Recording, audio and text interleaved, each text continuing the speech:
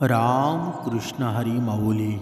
आज आपण नामस्मरण करून उपासना करूनच या श्रवणाला बसलेले आहात असं समजून आपण या निरूपणास सुरुवात करूया. मायबाप सज्जनांचं स्वागत आहे. आज आपण या निरूपणामध्ये पाहणार आहोत की संत तुकाराम महाराजांचं वैकुंठ गमन. अनेक लोकांच्या मनामध्ये अनेक प्रश्न निर्माण झालेले असतात की नक्की वैकुंठ गमन नक्की झालं की नाही. पण याला उत्तर आहे ना, आज आपण या निरूपणामध्ये मिळणार आहे. आपल्या भारत देशामध्ये अनेक संत होऊन गेले, परंतु जगद्गुरू संत तुकाराम महाराज आहेत ना, फक्त वैकुंठाला गेले असे एकमेव संत. आणि संदेह वैकुंठाला जाण्याचा तो दिवस म्हणजे तुकाराम बीज तुम्हाला सुद्धा माहीत असेल. आणि आजही आपण त्या दिवसाची आपण दरवेळेला वाट बघत असतो. नक्की संत तुकाराम महाराज वैकुंठाला जाण्याचं नक्की रहस्य काय आहे, अनेक त्याचे काही पुरावे आहेत का बरं? तर नक्कीच आपण या निरूपणामध्ये ते पुरावे सुद्धा पाहणार आहोत. ज्यांना अखंड विश्वाची माऊली म्हटलं जातं, त्या संत ज्ञानेश्वर माऊलींनी जीवन जगावं कसं यासाठी वारकरी संप्रदाय तयार केला. म्हणजेच या वारकरी संप्रदायाचे हे जे मंदिरच आहे ना, आपण मंदिर म्हणू, हे मंदिर पूर्ण करण्यासाठी वारकरी संप्रदायाचे अनेक संतांनी कार्य केलं. जसं की नामदेव महाराज या वारकरी संप्रदायाच्या मंदिराचा जो कळस आहे ना, हा कळस होण्याचा बहुमान संत तुकाराम महाराजांना दिला जातो. एवढा अफाट मोठं कार्य संत तुकाराम महाराज यांचा जन्म देहू गावामध्ये झाला.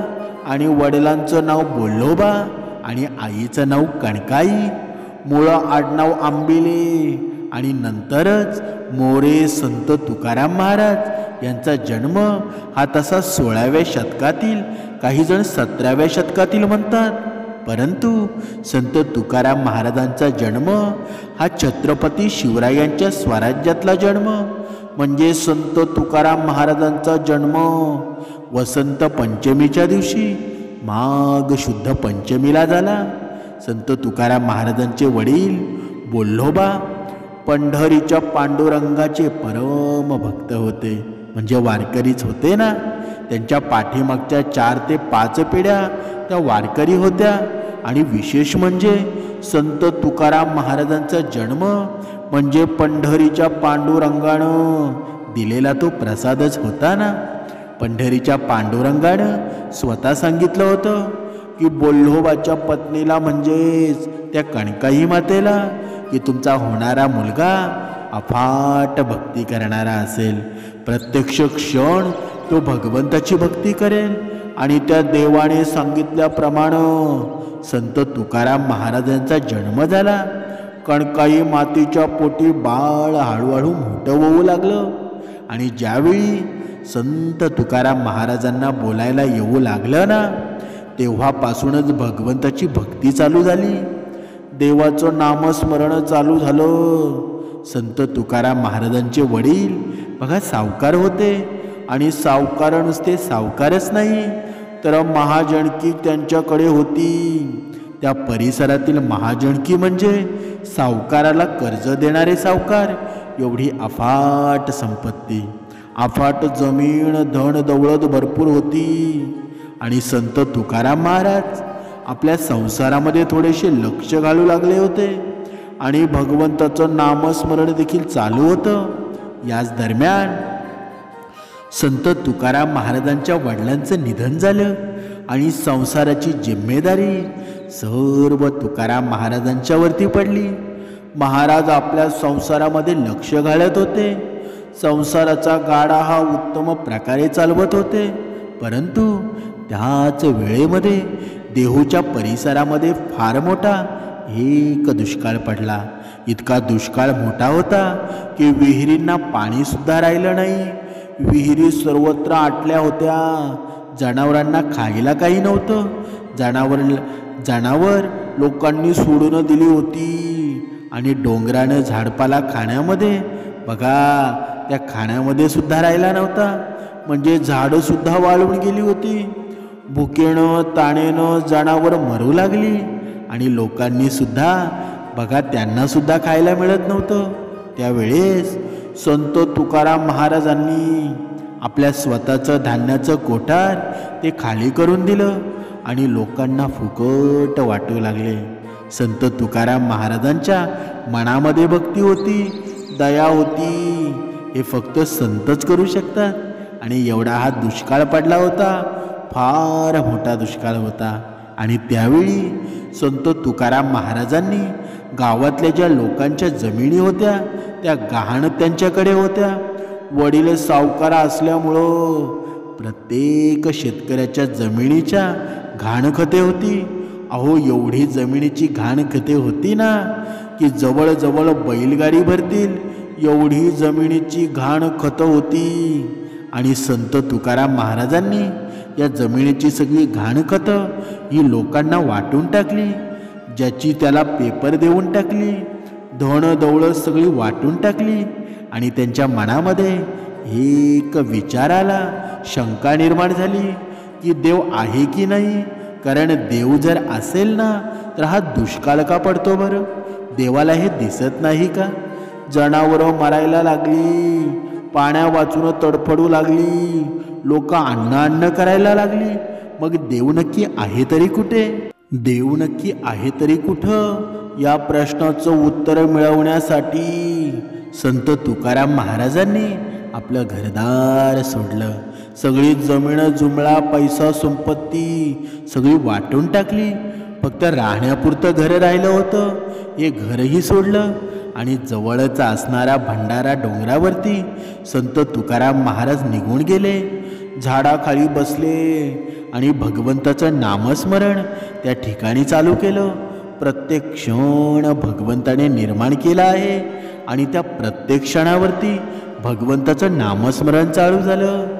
जय जय राम कृष्ण हरी, जय जय राम कृष्ण हरी असं नामस्मरण देवाचं चालू झालं. पंढरीच्या पांडुरंगाचं नामस्मरण चालू होतं. अन्न आणि पाणी काही घेतलं नाही. बघा इकडे पत्नी घरी वाट पाहते, भाऊ वाट पाहतोय, परंतु या संसाराचा विचार न करता भगवंताचं नामस्मरण आणि या प्रश्नांचं उत्तर मिळवायचं होतं. देव आहे तरी कुठे? बघा त्या ठिकाणी कित्येक दिवस निघून गेले. भगवंताचे नामस्मरण चालू झालं. एवढी अफाट भक्ती की प्रत्यक्ष देवालाही काळजी वाटली.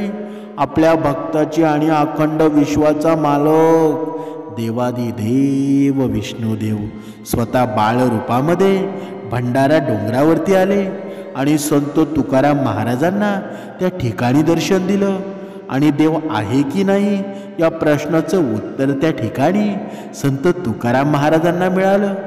पुढे नंतर अखंड विश्वाच्या कल्याणासाठी संत तुकाराम महाराजांनी अभंगाची गाथा लिहिण्यास सुरुवात केली. आणि दररोज भंडारा डोंगरावरती जायचो आणि अभंग लिहायचे. तर प्रत्यक्षात एकदा भगवान विष्णुदेव आणि संत नामदेव संत तुकाराम महाराजांना भेटण्यासाठी देहूमध्ये आले होते. ही माहिती आहे ना, बघा तुम्हाला थोडक्यामध्ये सांगतोय, पण प्रत्यक्ष भगवंतांनी सांगितलं की तुकोबा प्रत्यक्ष क्षण महत्त्वाचा आहे. तुमच्या आयुष्यातला प्रत्येक क्षण आहे ना, त्यामुळं संत नामदेवांचे ते स्वप्न तुम्हाला साकार करायचं आहे. शतकोटी अभंगाचं हे स्वतः भगवंतांनी संत तुकाराम महाराजांना सांगितलं. आणि संत तुकाराम महाराजांनी शतकोटी अभंग लिहून काढले होते. अभंगाची गाथा म्हणजे हा अमृताचा ठेवा आहे, आपल्यासाठी ठेवला आहे ना.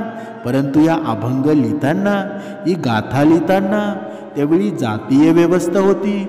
उच्चवर्णीय लोकांनी संत तुकाराम महाराजांना भरपूर त्रास दिला. अनेक अडचणीसुद्धा आल्या. गाथा लिहिताना गाथा लिहून पूर्ण झाली आणि त्यावेळेला उच्चवर्णीय लोकांनी संत तुकाराम महाराजांची गाथा त्या इंद्रायणीच्या डोहामध्ये टाकून दिली. महाराज त्या ठिकाणी अन्न पाणी न ग्रहण करता दगडावर बसलेले होते. तो दगडसुद्धा आता पुराव्याला आहे बघा. आणि मंदिरात आणि लक्षात ठेवा, देव आहे का नाही या प्रश्नाचं उत्तर परत ऐका. प्रत्यक्षात भगवंताला समजलं की तुकोबाची गाथा पाण्यात टाकली आहे आणि त्यावेळी देवादिदेव विष्णू देवांची पत्नी म्हणजे स्वतः लक्ष्मी मातेनं या गाथेचं रक्षण पाण्यामध्ये केलं. आणि जशीच्या तशी गाथा, ती संत तुकोबांची गाथा म्हणजे अमृताचा ठेवा संत तुकाराम महाराजांच्या हाती आणून दिला. ही सत्य घटना आहे ना. म्हणजे संत तुकाराम महाराजांनी ही अभंगाची गाथा लिहिली. 4,500 अभंगाची गाथा आजही उपलब्ध आहे. आणि संत तुकाराम महाराजांच्या अभंगातून या मृत्यूलोकामध्ये जीवन जगावं कसं, देवाची भक्ती करावी कशी आणि देवापर्यंत पोचावं कसं, हे साध्या सोप्या भाषेमध्ये लिहूनच ठेवलेलं आहे ना. ही गाथा म्हणजे हे आपल्यासाठी अमृत आहे. एवढं मोठं कार्य जगद्गुरू संत तुकाराम महाराजांनी केलं. एवढंच नाही तर सुंदर असं स्वराज्य निर्माण केलं. हे सुंदर स्वराज्य निर्माण करायला छत्रपती शिवाजी महाराजांचे आध्यात्मिक गुरु म्हणजे संत तुकाराम महाराज होते. असे अनेक पुरावे आजही सापडतात. म्हणजे छत्रपती शिवाजी महाराज संत तुकाराम महाराजांच्या कीर्तनाला पुढे येऊन बसत होते, मांडी घालून जमिनीवरती. आणि संत तुकाराम महाराजांच्या मामाचं गाव, या मामाच्या गावामध्ये छत्रपती शिवाजी महाराज कीर्तनाला आले होते. संत तुकाराम महाराजांच्या म्हणजे छत्रपती शिवाजी महाराज हे ज्ञान घेण्यासाठी संत तुकाराम महाराजांकडे येत होते. संत तुकाराम महाराजांचं एवढं कार्य मोठं आहे ना. हे स्वराज्य निर्माण करण्यासाठी तो काळ एवढा भयानक होता ना की हे कार्य निर्माण करण्यासाठी, हे स्वराज्य निर्माण करण्यासाठी छत्रपती शिवाजी महाराजांना तरुण मुलांची गरज होती. म्हणजे यवनाविरुद्ध लढण्यासाठी मावळे पाहिजेत होते, सैन्य पाहिजेत होते. संत तुकाराम महाराजांनी आपल्या कीर्तनातून ज्या ज्या गावामध्ये जातील ना, त्या त्या गावामध्ये संत तुकाराम महाराज स्वराज्याबद्दल सांगत होते. तरुण पोरांना त्या ठिकाणी माहिती देत होते की छत्रपती शिवाजी महाराजांच्या सैन्यामध्ये भरती व्हा. हजारो तरुणांना तुकाराम महाराजांनी प्रेरित केलं. स्वराज्यामध्ये लढण्याचा विचार करा. स्वराज्य निर्माण करण्यामध्ये तेवढं मोठं कार्य ते संत तुकाराम महाराजांचं होतं. म्हणजे संत तुकाराम महाराज हे सगळं कार्य पूर्ण झालं. म्हणजे गाथा लिहून झाली आणि देव आहे का नाही ना या प्रश्नाचं उत्तरसुद्धा मिळालं. सगळं कार्य पूर्ण झालं. आणि एके दिवशी संत तुकाराम महाराजांनी प्रत्यक्ष भगवंताला प्रार्थना केली की हे देवा, या पृथ्वी तलावर माझं कार्य संपलं आहे. आता तू सांगितल्याप्रमाणे ही गाथा लिहून काढली. तुझं दर्शन मला झालं देवा. आता मला पृथ्वी तलावरती राहायचं नाही. देवा, मला तुझ्या घरी यायचं आहे, तुझ्या वैकुंठाला मला यायचं आहे. अशी कळकळीची प्रार्थना संत तुकाराम महाराज करू लागले. बघा, ही प्रार्थना कुठे करू लागले? ते देहूमधील नांदुरकीचं झाड तुम्हाला माहीत असेल. आता आपण तुकाराम बीजेला तिथे जातो ना, तिथं त्या झाडाखाली संत तुकाराम महाराज डोळे झाकून बसलेले होते आणि भगवंताचं नामस्मरण चालू होतं. अखंड नामस्मरण. अन्न नाही, पाणी नाही, काही नाही. स्वतः अखंड विश्वाच्या मालकानं ही प्रार्थना त्या ठिकाणी ऐकली की आपला भक्त तुकोबा माझी वाट पाहत आहेत. अखंड विश्वाचा मालक गरुडाचे विमान घेऊन देहू या गावामध्ये आले. ही घटना रहस्य हे फार ऐकण्यासारखं आहे. पण स्वतः भगवंत गरुडांचं विमान घेऊन त्या ठिकाणी देहूमध्ये आले. आणि ज्या ठिकाणी संत तुकाराम महाराज त्या नांदुर्गीच्या झाडाखाली बसले त्या ठिकाणी आले आणि स्वतः प्रत्यक्षात भगवान विष्णुदेव संत तुकाराम महाराजांना संदेह वैकुंठाला घेऊन गेले. आता बघा, तोच दिवस म्हणजे तुकाराम बीज. आपण बघा दर वेळेला तुकाराम बीज साजरी करतो. ती वेळ होती 12:02 म्हणजेच होळीचा दुसरा दिवस. धुळीवंदन तो दुसरा म्हणजे फाल्गुन वैद्य द्वितीया तुकाराम बीजेच्या दिवशी महाराष्ट्राच्या कानाकोपऱ्यातून देशातून लाखो वारकरी हा क्षण पाहण्यासाठी आहे ना देहूमध्ये येतात. 12:02 आज ही जगद्गुरु संत तुकाराम महाराज वैकुंठाला चाललेले म्हणून प्रत्यक्ष भगवंत त्या ठिकाणी त्या नांदुरकीच्या झाडाला हलवतात. आणि आज ही तुकाराम बीजेच्या दिवशी 12:02 हे झाड हलतं म्हणजे तुकाराम महाराज वैकुंठाला गेले हा पुरावा त्या ठिकाणी आपल्याला दिसतो आज सुद्धा.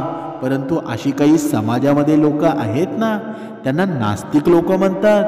कुठे झाड हलतं का वाऱ्याने चालतं, तुकाराम महाराजांचा खूनच झाला अशी लोक म्हणणारे आहेत पण समाजामध्ये. परंतु अशा नास्तिक लोकांना माझं सांगणं आहे की ज्याच्या आईबापावरती विश्वास नसतो ना, त्याचा देवावरती सुद्धा विश्वास नसतो. अशीच लोक हे हेटाळणे करणारे असतात ना, म्हणून हिंदू धर्मावरती विश्वास न ठेवणारे अशी लोक असतात. आमचा हिंदू धर्म तेवढा श्रेष्ठ आहे ना. आता संत तुकाराम महाराज वैकुंठाला गेल्याचा एक पुरावा महत्त्वाचा म्हणजे तुकाराम महाराज ज्या वेळेला वैकुंठाला गेले हा काळ होता छत्रपती शिवाजी महाराजांचा स्वराज्य निर्माणाचा. आणि हा काळ, कारण या तारखामध्ये अनेक फरक आहेत, आपण अनेक वेळा पुरावे पाहिले असतील. संत तुकाराम महाराज आणि छत्रपती शिवाजी महाराज यांच्या भेटीचं रहस्य म्हणजे संत तुकाराम महाराजांना जर कोणी मारलं असतं तर त्यावेळी छत्रपती शिवाजी महाराज होते, छत्रपती संभाजीराजे होते. त्यावेळचा काळ होता ना, ज्यानं कोणी मारला असेल ना त्याला मातीतून उकरून नष्ट केलं असतं. महाराजांनी त्याची कुळीच ठेवली नसती. म्हणून एक लक्षात घ्या, कुणीही शंका घेण्याचा प्रयत्न करू नका. संत तुकाराम महाराज सदैव वैकुंठाला गेले, त्यात अजिबात शंका नाही. संत तुकाराम महाराज वैकुंठाला गेल्याचा दुसरा पुरावा आहे. संत तुकाराम महाराज वैकुंठाला गेल्यानंतर 3 वेळा परत ते वैकुंठावरून आले होते. ती म्हणजे त्यांची मुलगी भागीरथी, या भागीरथीला भेटायला आले होते. दुसऱ्यांदा भेटायला आले ते म्हणजे जगनाडे महाराज, ज्यांनी संत तुकाराम महाराजांच्या अभंगाचं लेखन केलं. त्यांना मूठमाती देण्यासाठी आले होते आणि त्यांना ते वचन दिलेलं होतं. आणि तिसरं म्हणजे संत निळोबा संत, निळोबांना वचन दिलं होतं की तुम्हाला मी गुरुदक्षिणा दिली. तिसऱ्यांदा संत निळोबांसाठी संत तुकाराम महाराज वैकुंठावरून परत आले. जेवढी संतांनी भक्ती केली ना, जेवढा संतांनी त्याग केला, तेवढा आज आपण करू शकतो का? हो की नाही? बघा, उत्तर द्या. आपण विचार करा. छत्रपती शिवाजी महाराज देवांना मानत होते. आई तुळजाभवानी साक्षात प्रसन्न होती. कुळदैवत शंभू महादेव होते. आणि शिंगणापूरचं म्हणजे ज्यांनी आपल्यासाठी राज्य हे निर्माण करून ठेवलं, आज आपण त्यांचं खातोय. ते देवाला मानत होते, पण आपण का बरं मानायला नको? छत्रपती शिवाजी महाराजांनी देवाला मानलंय. देव आहे का नाही त्यांनी मानलंय. म्हणून बघा, देव कालही आहे, आजही आहे. फक्त भक्ती करा, मनापासून निश्चय केला ना, तर देव तुम्हाला प्रत्येक माणसामध्ये दिसेल. म्हणून भक्तीला खोटी मानू नका. प्रत्येकाच्या निश्चयावर, प्रत्येकाच्या विश्वासावर भक्ती असते. म्हणून कोणत्याही देवावर कधीच निशंका करू नका. म्हणून संत महात्म्यांनी ज्या आपल्यासाठी लिहून ठेवलेलं आहे ना, त्यांच्या पावलावर पाऊल ठेवा. निदान त्यांच्यासारखं वागता नाही आलं तरी निदान नामस्मरण तरी करा. तुमच्या जीवनाचं भलंच होऊन जाईल. राम कृष्ण हरी.